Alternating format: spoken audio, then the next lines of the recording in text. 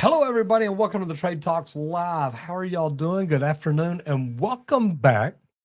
It's good to have y'all here. It really is. Today, we're talking about the gap between knowing something and actually doing it right every single time. There's more information in the trades now than ever before. You can learn anything online, but knowledge alone does not build skill. Execution does. Randy, you can know how to do a lot of things, but until you get in there and do it, you have no freaking idea. Well, that's it, because most mistakes, they don't come from not knowing. They come No, they don't. They come from rushing, getting comfortable, or skipping the small step. The basics are what usually get. That's it.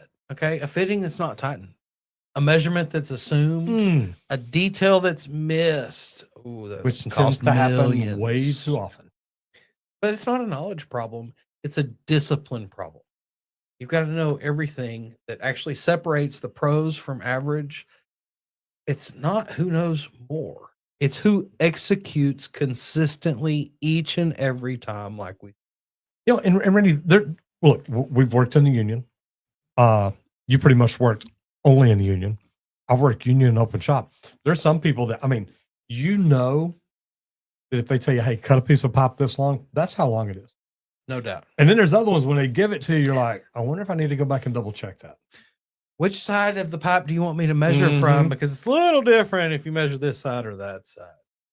But guys, today's show, it's about closing the gap in your work, your systems, and your mindset. Okay. And let's start with where the work is growing right now. It's some national news. Across the U.S., water infrastructure is aging faster than it's being replaced. And we talk about this a lot, y'all. We do. And I just saw an article come up in Austin just the other day. City water main busted. Has been. They're trying to figure out when they can shut it down to actually fix it. This is going on all around the country. Many of the systems that deliver clean water and remove the waste were installed decades ago.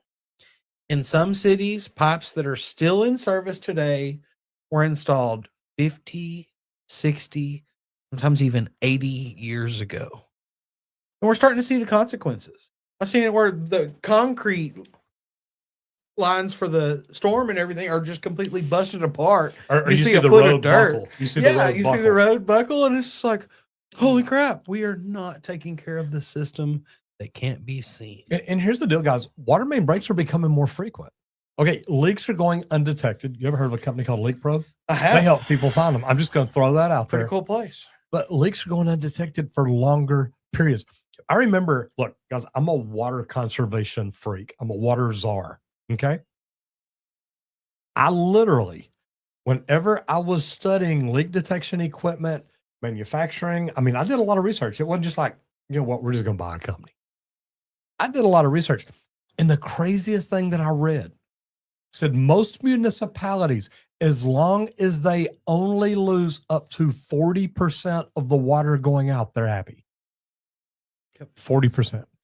That means we're going to send out 1 million gallons. We hope 600,000 makes it to where it's going to and gets paid for. God, they're getting undetected. Entire sections of infrastructure are operating beyond their intended lifespan. Some cities are dealing with repeated failures. When Dallas has a main rupture, it's downtown Dallas. It floods one of the colleges down there. These are not just isolated incidents. Streets flooding from broken mains. Pressure drops affecting entire neighborhoods. Emergency repairs becoming routine instead of rare. The challenge is that replacing infrastructures is expensive. It's disruptive. You're tearing up roads. You're shutting down systems. You're coordinating large crews.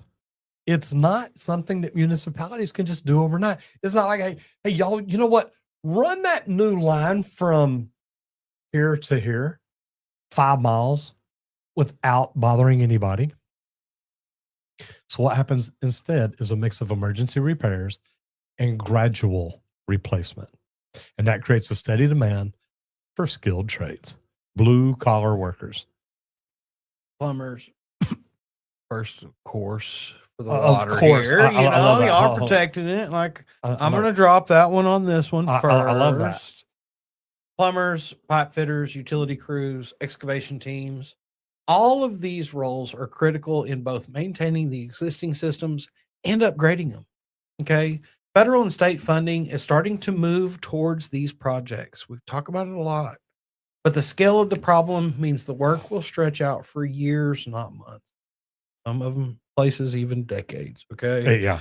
But for tradespeople, this is one of the areas where demand, it's not speculative, it's necessary. Water systems can't be ignored forever. When downtown floods, guess what? Oh, we're going to have to address that issue. Oh, yeah. When they fail, the response has to be immediate. Can't leave downtown flooded for a week. No. But the good thing about it, guys, this is long-term. It's stable work. Yeah. And it's not going away anytime soon. Okay. This is here. It's happening. It's going on. We know it's going on. And we know there's more of it coming. All right, I'm going to jump into the comments real quick. Justin Spotling, welcome to the house. How you doing? Good afternoon. Good to see you in here. Says, exactly. Plumber in the trades says, afternoon, gentlemen. I was knocked out. Deficiencies left, right, and center today. Hey, I get it. Felt good to finally complete some tasks. That's awesome. Mr. Spalding says, wow. Look, we've talked about this because I remember reading an article, and it's been a while back. I need to go back and check into it, about New York City. There's like 2 or 3 36-inch mains going into New York City. They were leaking. These are some of those that have been in 80 years. That's it. And they're like, look, we know it's leaking. We need to replace it. We can't just shut it down and do it, because when we shut down a water line, we lose New York. Yeah. That's going to be bad. I'm curious to look that up. Is the Austin one that I just read about last week or whatever. I wonder when that was installed. It's been there a while. Yeah. Big Bro JDJ says, is it quicker to grow in the trades by leaving a company after a year or sticking with a company after a year, leaving your career growth in the hands of a company and their pace as a service tech? If you think you've learned everything you can at that company, it may be time to grow. It may be time to spread your wings and see what's out there. I literally, and I hate to say this, I mean, I know every time I say it, my dad rolls over in his grave. I jumped companies about every 2 years once I got in the union. Now, before the union, I worked with some good people, so I stayed with them for a while, but I still had no problem picking up and leaving. I remember one day I got like a $4 or $6 an hour raise, just going from one company to another to another. I left this one, I guess it was $4. Went to the one doing the apartment complex next door. They paid me $2 an hour more, wanted me to start right then. I started, and I could tell by the way they were doing things, that is not where I wanted to be. Loaded my tools back up, went down to the next job site. They said, what are you making? So I'm making 8. So we'll pay you 10. Okay. I went from 6 to 10 that day. Not a bad deal. Or it may have been 8 to 12. I don't remember. But, sometimes you've got to change in order to grow. And that's the truth. And I was going to say, is their pace good for you? If it's in line with you, you may be at the right company. I'm not sure. Every situation is going to be different, but you're going to have to find that company that matches your pace and how quick you want to go and escalate to. So find the right place for sure. Absolutely. And Justin Spalding says, good to see you. I love what we get to do. I mean, it sucks that I can look at Randy all the time. I was going to say, I think he meant to say, good to hear from y'all. Yeah, Not it ain't good to see either one of us. We know that. It's okay. We know it's that. okay. Justin says, as an RMP, I want all my guys to stay with me, of course. But I work in a very niche market. And look, when you're in a niche market, you can change the rules a little bit.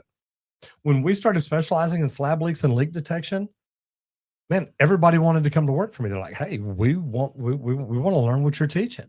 So it really was a really good deal. Okay, we're going to talk about website review.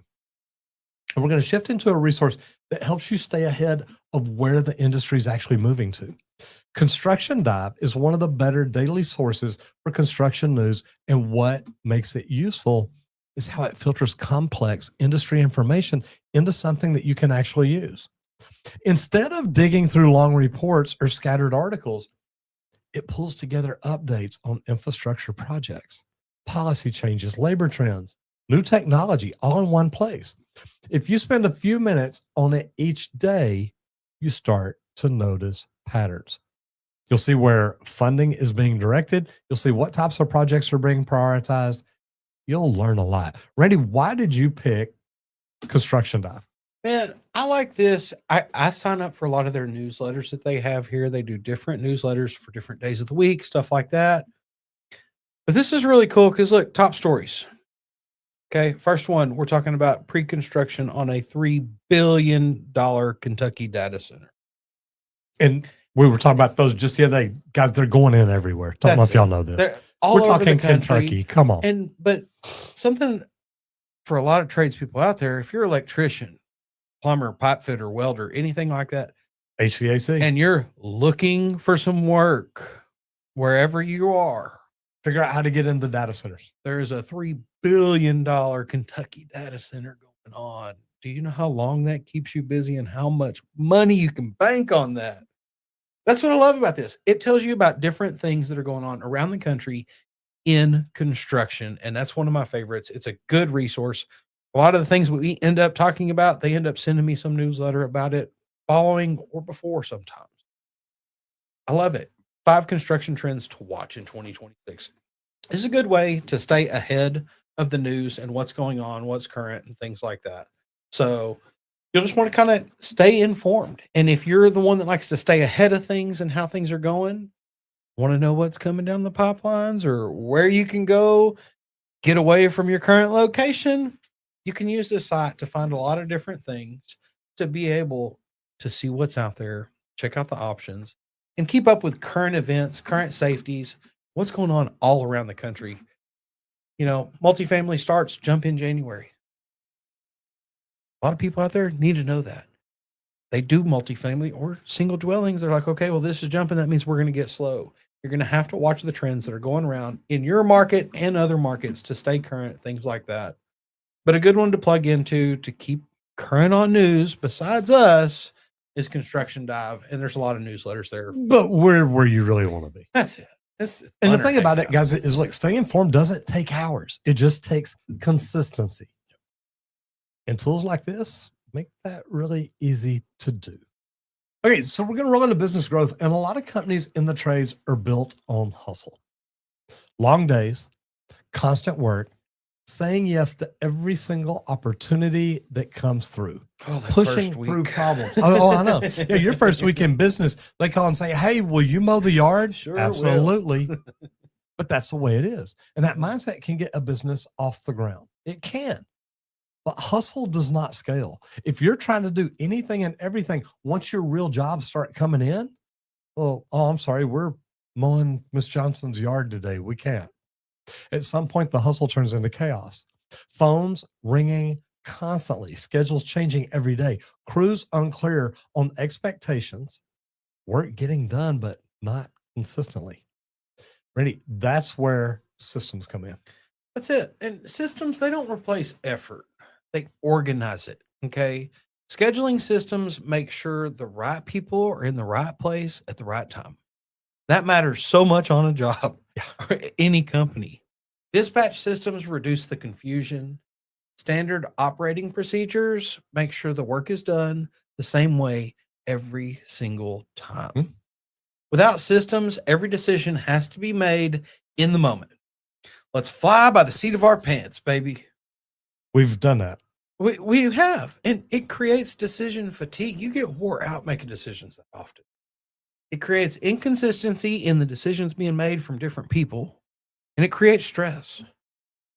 With systems, decisions are simplified. Boom, when this happens, here's what we do. There's no question, no doubt, no nothing.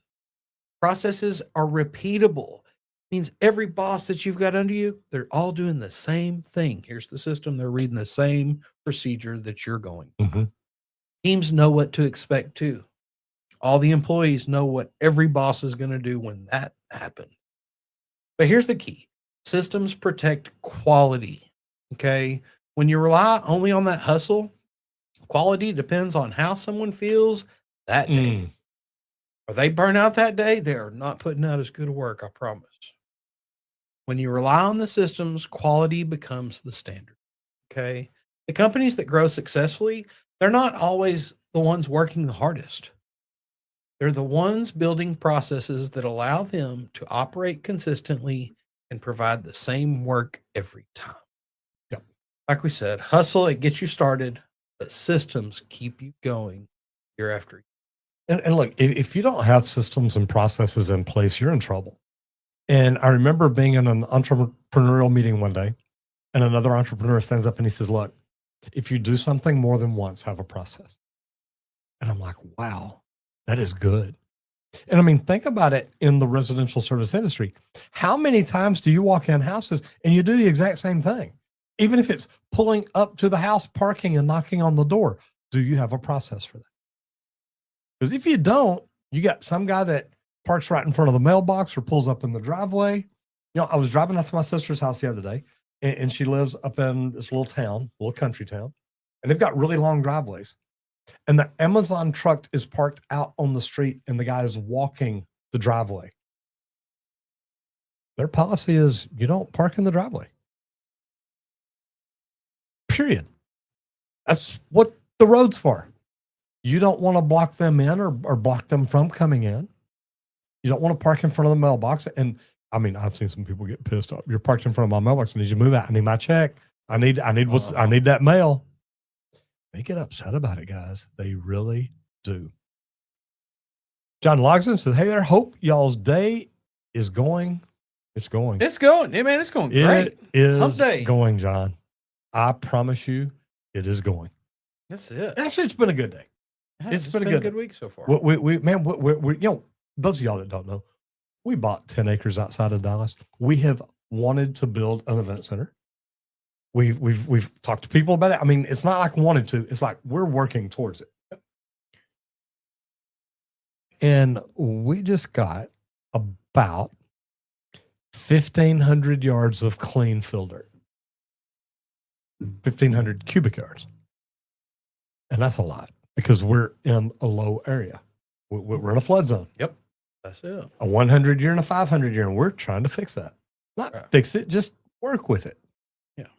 Make it work for us. Make it work. All right. We're going to roll into service work. And in service work, one of the fastest ways to lose trust is to rush into selling before you fully understand the problem. And I was talking, I actually interviewed a person today that was on the Texas State Board of Plumbing Examiners. And he said, you know, Roger, he said, when plumbers walk in and they're hurry like that, like it's the end of the month, they're trying to make a number. They're like, man, I got to make this sale today. The customers can tell. Oh, yeah. They can tell when they are trying to be hardcore sold to. Can't you tell that going to the car dealership? Oh yeah. Yeah, when you walk in on the 30th and he's like, oh my God, I got the car for you. It's like, really? Because you don't even know me. What kind of car do you think I want? Now, customers may not know the technical details of what's wrong, but they can sense the uncertainty because you're like, well, look, man, I really think you need this. When a technician walks in and immediately starts recommending solutions without a clear explanation of the issue, you're instilling doubt in their mind. And it's funny because, you know, him and I were talking, and you need to be more relational than transactional. That's hard for a lot of people to do. You got to be able to say, look, I want what's best for you. Let's not worry about the sale. Let's not worry about the numbers. Here's what I think would be best for you based on what you told me. Don't let me just guess. Hey, you know what? You need a new water heater. Really? We had a new one installed a month ago. Why do I need another one now? Oh, I'm sorry. Did I say water heater? I meant a whole house water filtration system. We had that installed a year ago. What do you think y'all need today? You know, you've got to get to know them. Because on the other hand, when a technician takes the time to diagnose properly, explain what they're seeing, and walk the customer through the process, everything in the world changes. The conversation becomes collaborative instead of transactional. It's quite, look, what kind of problems are you having? Yeah. You know what really causes those problems? I mean, I know it's a flapper, but weren't we out here a year ago changing your flapper? How's your water? Are you bathing in bottled water? Yeah. Because if you're not taking showers in bottled water, I think I can help you out. Diagnosing before selling, it's about slowing down at the beginning so that you can move faster later. It's what I call planning the work and then working that plan. Man, isn't it funny how that works? You've got to set that plan up right by taking a little time on that front end to really coach the customer on what they need to know to make the right decision for you to proceed forward. And this reduces callbacks because the root problem is actually addressed through that conversation. It increases customer confidence because they understand exactly what's happening, what's getting fixed, what they can expect. Talk them through it. But it often increases ticket size because the customer sees the value in doing the job correctly. And that's what you're there to do, is sell your value. In sales, that's what it's. Here's the value I'm getting. Here's what you're gaining from all of my knowledge and years of experience. People don't care how expensive you are. They care what value they're getting. That's it.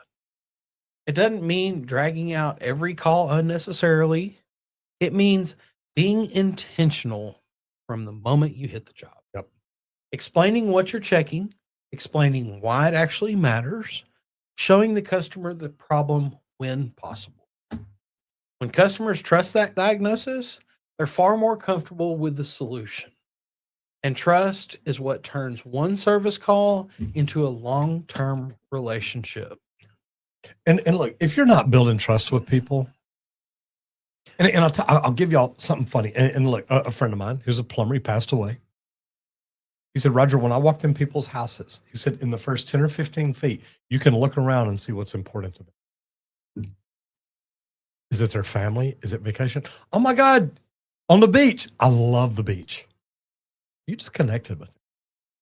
Now, don't do that if you're a mountain person. I see you're in the beaches, man. I'm in the mountains, but I've always wondered, look, I've never really been to a beach. What is your favorite part about going to the beach? You get people to talk to you, but build a real relationship. Just don't walk in and be scammy and salesy and, hey, why do you like Harley Davidsons? I don't like motorcycles. I was just wondering why you did. Yeah, that's not good. It's not. I'm just saying.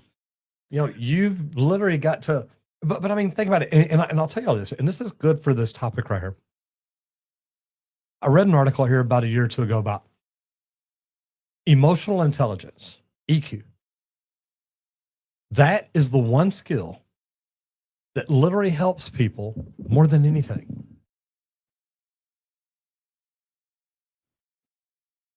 Yeah, I tried. Yeah, I think we TikTok, Instagram. We're making sure, or we're trying to make sure we do everything right for y'all.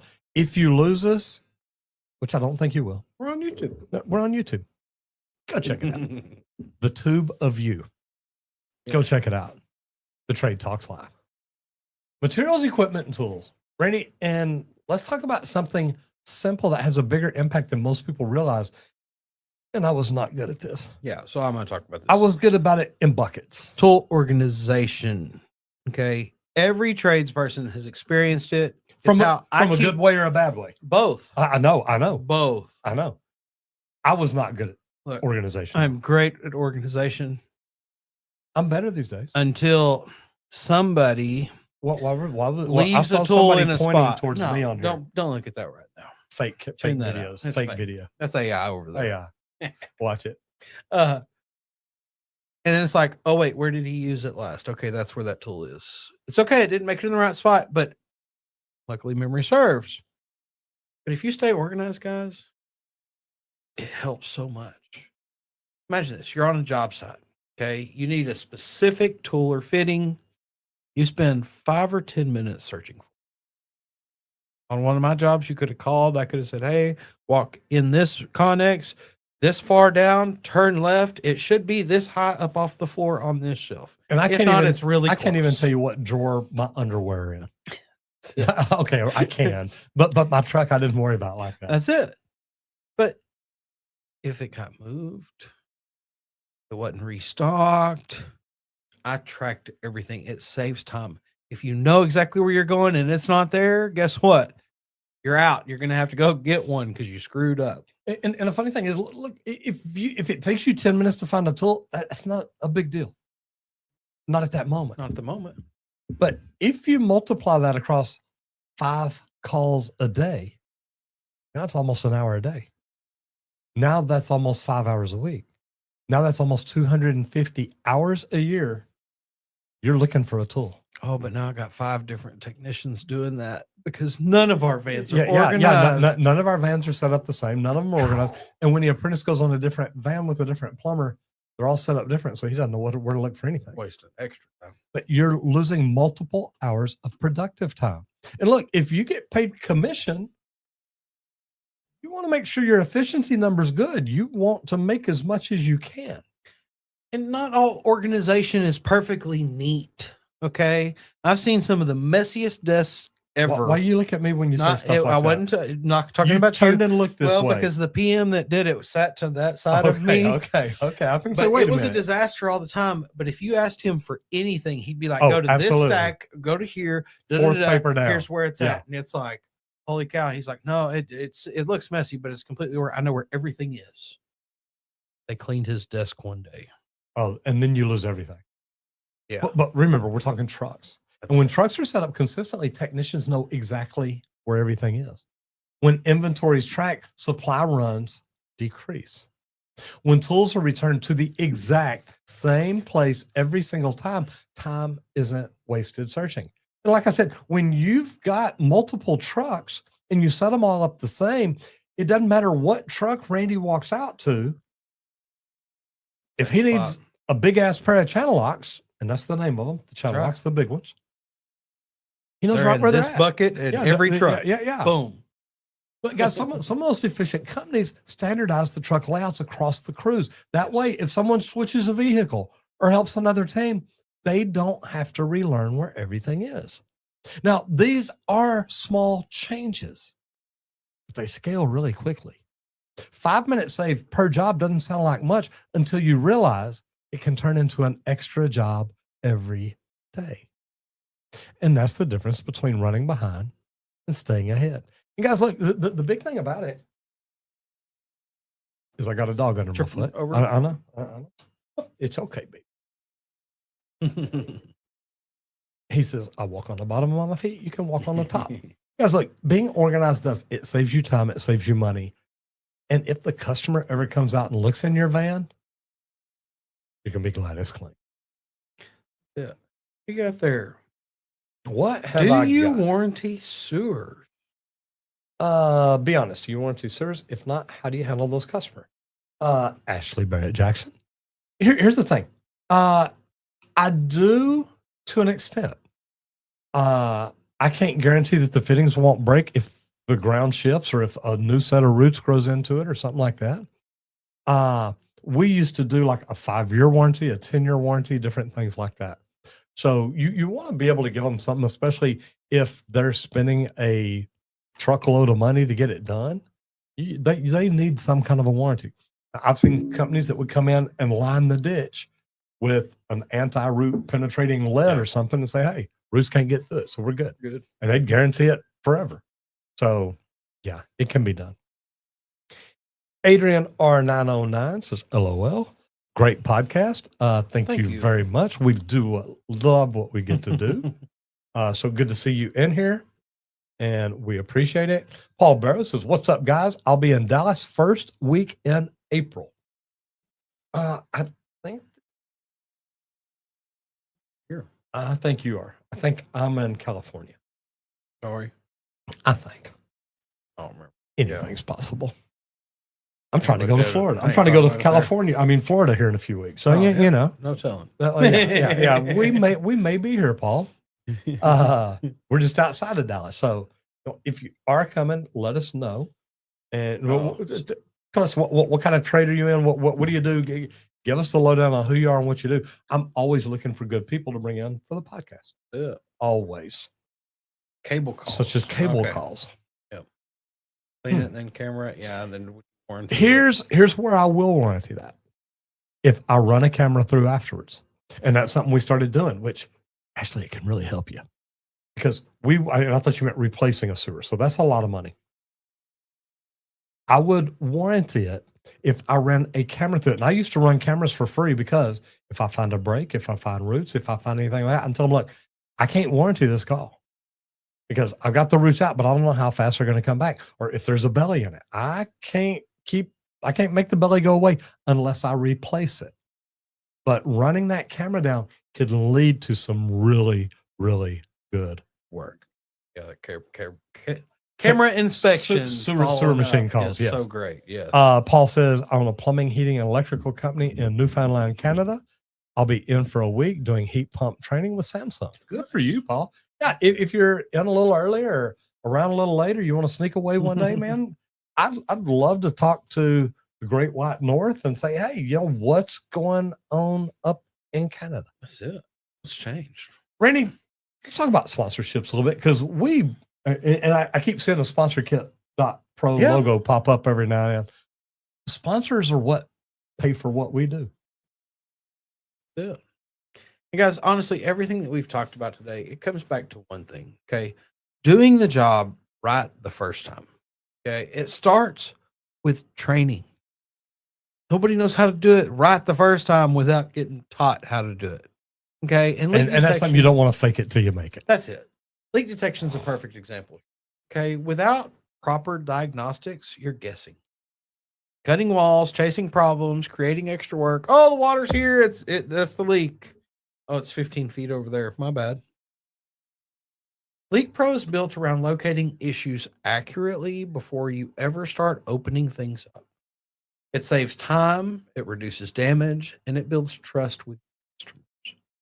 If you want to add leak detection to your plumbing business and set yourself apart from others in your area, check out leak.pro. That's our website. That's easy. Pro. That's easy. Book me for a Zoom call on there. Schedule a demo, I think, is the button to get to that.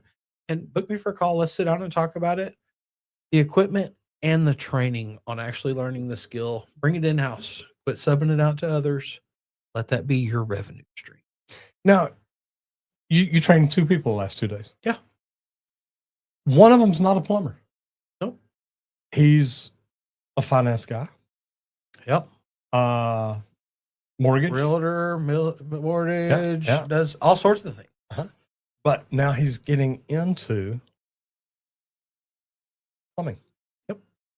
Not just plumbing, Home leak service. detection, home services, swimming pool leak detection. Yeah. And he said this literally blew his mind, didn't he?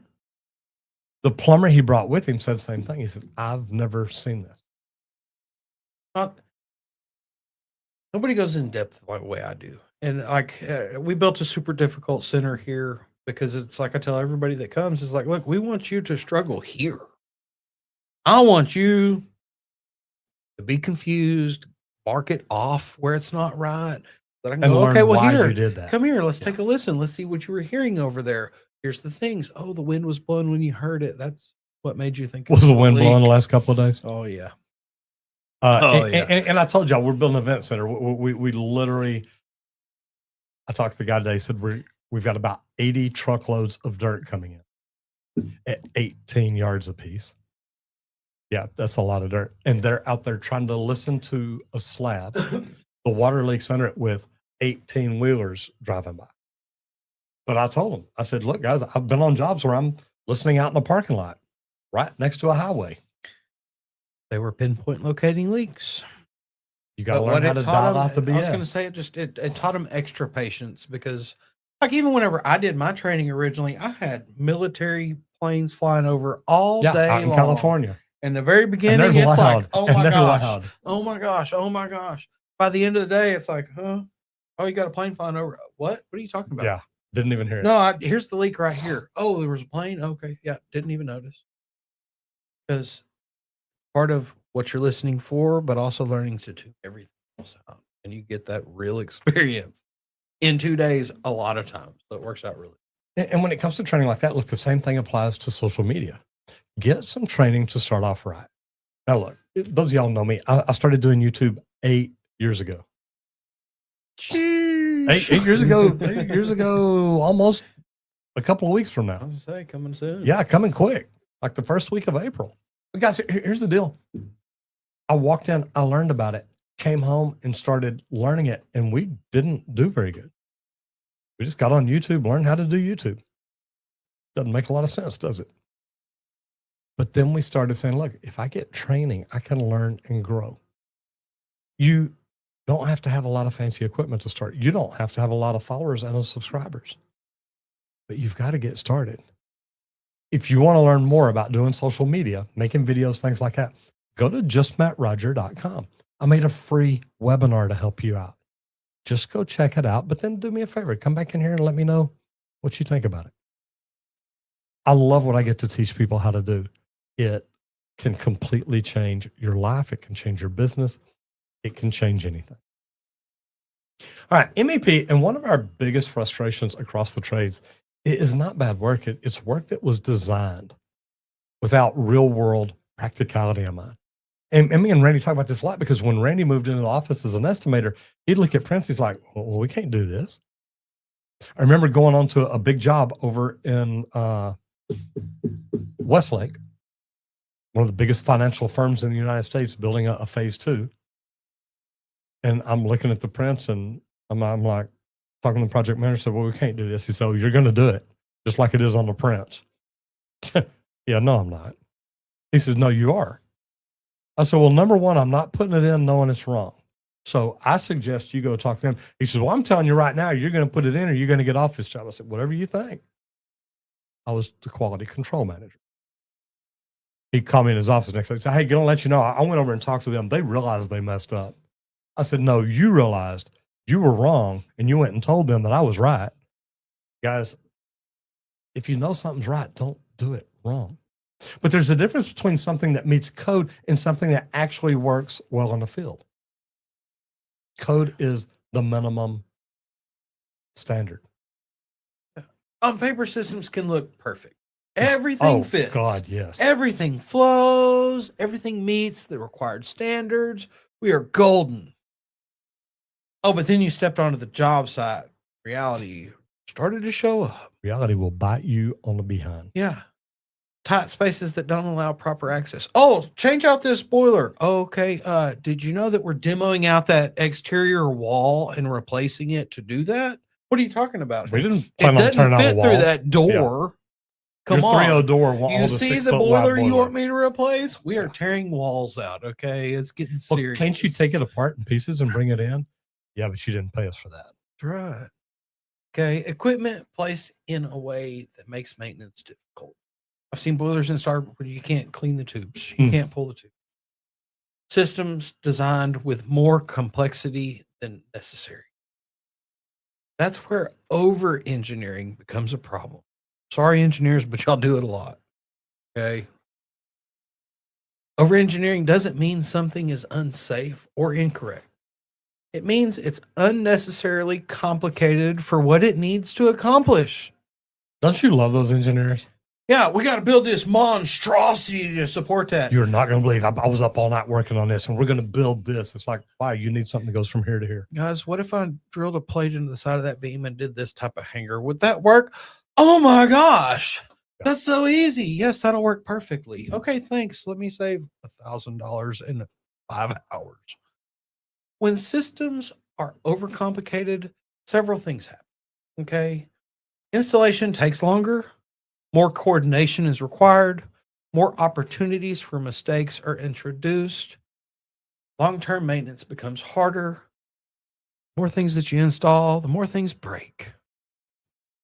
People who feel that the most are the ones installing and servicing the work. And look, I've been there. I've been there where the CAD department's like, look, we had so many collisions, we just turned it off.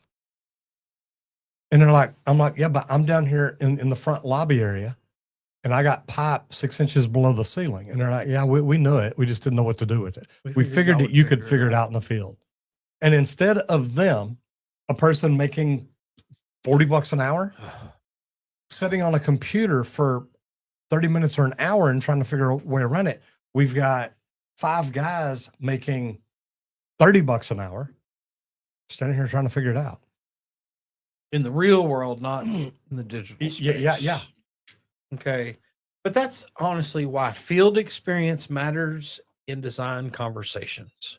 Okay. Tradespeople understand what it takes to actually install and maintain systems over time. They know where access is needed. They know what works in tight conditions, what we can get away with. They know what fails in real environment.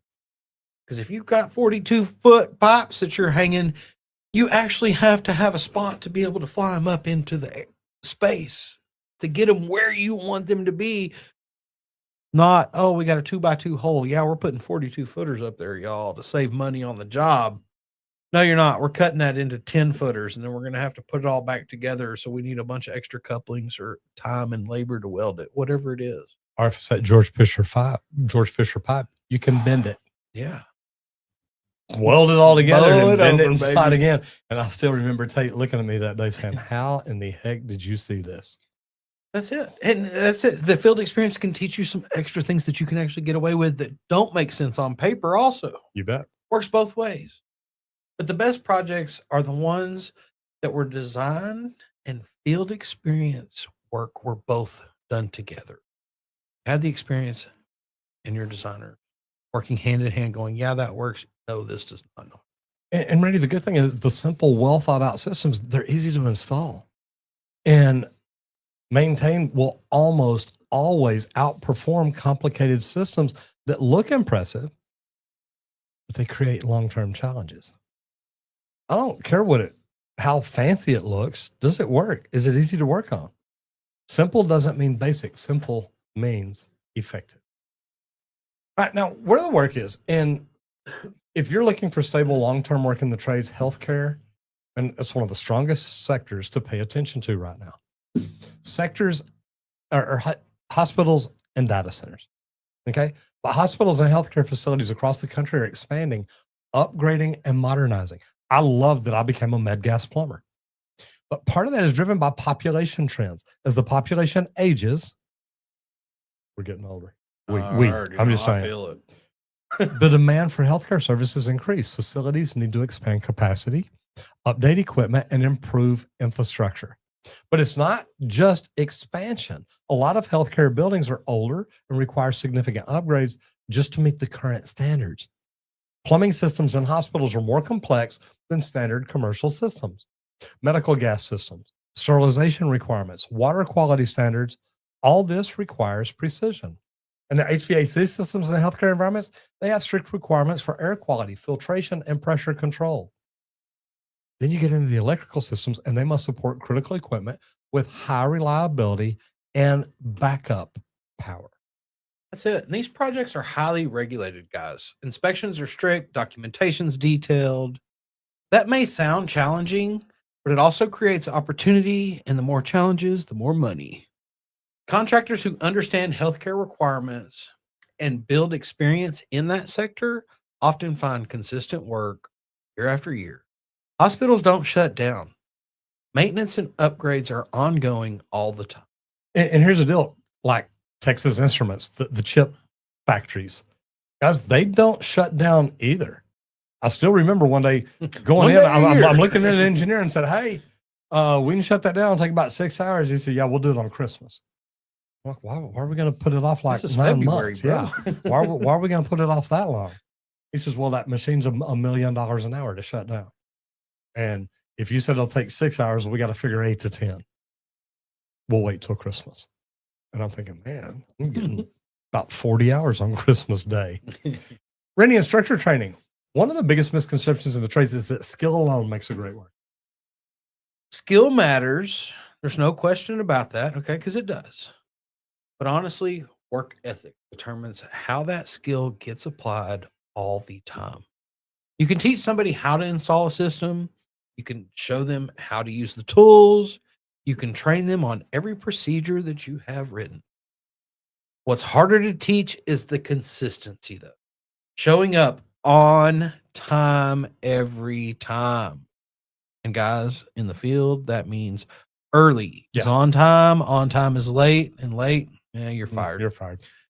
Being prepared, taking responsibility, finishing task without cutting any corners. Okay. That's where mentorship really plays a major role. Apprentices don't just learn from what they're told, they learn from what they see.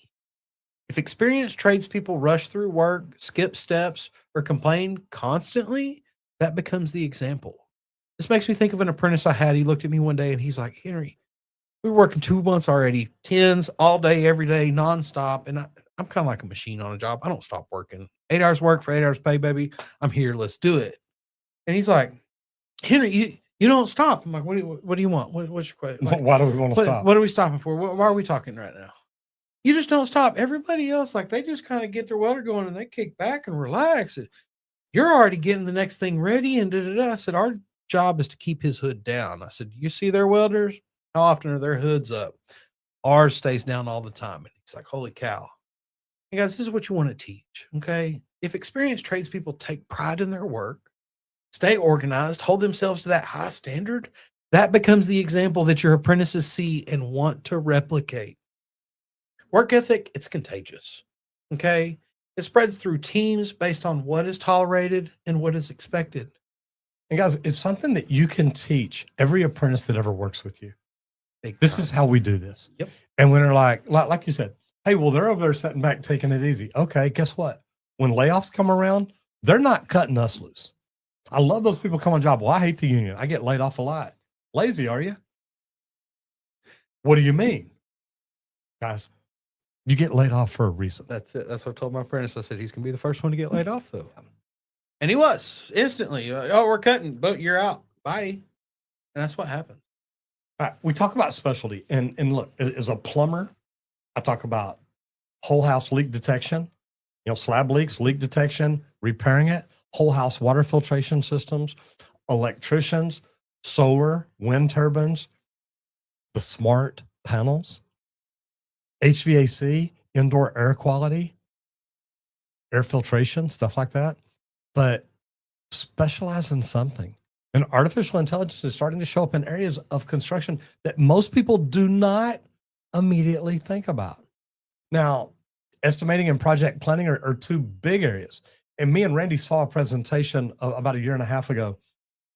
The queen of AI, Aoife, she's on stage talking about, I can take a proposal and I can take specs and I can take this and I can take this and I can do this. And it's like, we're like, oh my God, do you see what's coming? Yeah. Traditionally, estimating has relied heavily upon experience, understanding labor, materials, timelines. All that comes from time in the field and repetition. But now AI-powered software is being developed to assist with that process. Go ahead. These tools can analyze historical data, compare similar projects, and generate estimates more quickly than manual methods. Because honestly, guys, that's all most estimates are. It's a big list of materials and tick sheets and figuring out how much time and material labors to put on. Okay, they can help identify potential cost overruns, suggest more efficient approaches the more data it has to go on. Okay, that kind of speed can be a major advantage, especially for companies bidding on multiple projects that are cranking out bids like crazy to get that 5%. Okay, hold on. Yeah. When you were an estimator in the office, yep, how many projects would y'all bid at a time? Depends on the estimator. No, I don't just mean you. Yeah. I mean your whole division. Well, I was going to say, because there were a lot of different groups. We usually had 5 to 10 projects being bid on most given weeks. Usually 5 were on me. The other 5 were spread out across 3 other estimators. And that's about how it but there's also a balance. Okay. AI can process that data. It doesn't have judgment, though. It doesn't have the field experience I had. Like, there were a lot of jobs I got that were super weird. And the reason that the company had me doing it, because they're like, with your field experience, you worked industrial, you actually have an idea of what it's really going to take to do this work. Can you estimate? Right. Let's do it. Okay. It doesn't understand the unique conditions of every job site. It doesn't account for the small variables that experienced estimators notice immediately. And if you rely on it too heavy, automated estimating can create a false sense of accuracy. Because if you have it pulling together those estimates, I know guys that are building it, it's like, look, I love it. That's great. I personally, for what I always estimated, I'm going to go through and check everything, and I'm not going to rely on it a lot because I knew more than a lot of things can be programmed, but I also worked off of a lot of incomplete drawings So the data wasn't really there to actually back that up. So not all estimators are going to get replaced, but if it's just super basic, simple stuff, AI can do a lot of it. Like I've seen some that do roofing estimates just based on maps and layouts, looking at it. And it's like, yeah, AI can do that. And you know, you talk about it, but remember, guys, estimating isn't just math. It's understanding the risk. It's understanding, wait, that's pops 40 feet up in the air. Did anybody think about that? Because it doesn't go in as fast as pipe 10 feet off the air. And risk is something that still requires human judgment. Okay, social media spotlight. And there's a big shift happening right now in how tradespeople build reputation. And I love this because, you know, we walked into a conference in Indianapolis a year ago. And we just got our badges. We're walking down this hall and this guy sees us. He comes up, just, Mr. Roger, look, I listened to you. I said, what do you mean? He said, you talk about making videos. I made a video. We made a video. He says, I'm a plumber. We made a video about us doing a valve box in front of this lady's house. And it wasn't anything crazy. It was just a video. He said, but my wife went to church the Sunday after I posted that video. And a lady came up to her and said, hey, your husband's a plumber, isn't he? And she says, yeah. Oh my God, I need a plumber. He says, Roger, we got that job. We got a job from a video that we made. Because a video is not just word of mouth. It's not just referrals. A video is visibility. And social media has become one of the most powerful tools for building that visibility. You think I'm joking? We're up to almost 150 million views on YouTube. And at one point, I remember looking at my deal. I was on stage with Pete Vargas and he asked about TikTok. And I pulled up my phone and said, well, in the last 2 months, I've got 39 million views on TikTok. But people who succeed online in the trades aren't the ones who try to sell constantly. Ones who teach. Answering real customer questions, explaining how systems work, showing problem solving in action, sharing lessons that they learned on the job site. That kind of content builds trust. Because when people learn something from you, they start to see you as an authority. Stash of wisdom. I know. Where is Matt? Another important factor is consistency. He's working. You know he's being a hero. I know. Got you, Matt. Got you covered. Don't worry. He's got your back. You don't need to go viral. Okay. You don't need perfect production. What you need is steady, useful content over. We like to call it evergreen content. Post it. Ever people search it. It helps others. Cool thing about it, people are like, oh, you 1 million views. You probably got one video with 1 million views. No, we got one video that's got 5.5 million views, but it's evergreen. People are still searching it every single day. That's why it keeps going up and up and up. But honestly, instead of trying to reach everybody, that's it. Keep your content natural and talk to one. Okay. It makes the explanations clearer and more relatable. The goal is not to impress. The goal is to help the viewer. Yep. When you help consistently, opportunities follow quickly. And the cool thing about it is, man, people love that. That's it. Let's jump in here where we. I'll say I know we're way up here. Behind. Okay, I'm gonna come back to Paul right here because I saw this one a while ago. So it says, Paul says, in my area, we don't have inspectors, so there's a lot of companies that don't even meet minimum code on jobs. No one knows until we get called in to fix it. That's tough. Brother Eduardo Molina, 2914 in the house. Good to see you. Plunger flex thumbs up. There you go. Plumber in the trades says it does make it harder to do your best when no one else is. Oh, no. It makes it easy. Competition will always make me perform better than I thought I could. Here's my deal. If other people aren't doing their best, I want to shine. I compare me today from me yesterday. Yeah. I don't worry about who's doing what today. Yep. I told the story last week or a week before about getting called in by one of the other union members in front of the superintendent. Finally, the superintendent said, how's his work? I can't complain about his work. True plumb square, doesn't leak, and we don't have to redo anything. He says, so do you want him working for us or the competition? He said, all right, I understand.